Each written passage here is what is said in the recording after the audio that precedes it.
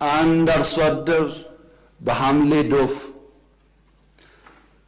ዝናብ ብቻ ሳይሆን መብረቅ እየጣለ ዝናቡና መብረቁ ከማሳው ያላስቀረውን ገበሬ መስከረም ላይ ወፍ ጮኻለችና ወፍ ስለምትጮህ አልወጣም ወደ ማሳ አይሄድም ብሎ ቢፈራ ገበሬ አይኖርም። ዶፍ ደፍሮ መብረቅ ደፍሮ የወፍ ጮት ሲሆን እንደ ሙዚቃ ያየው ይሆናል እንጂ የወፍ ጮትን ፈርቶ ከማሳው አይከለከልም አይቀርም።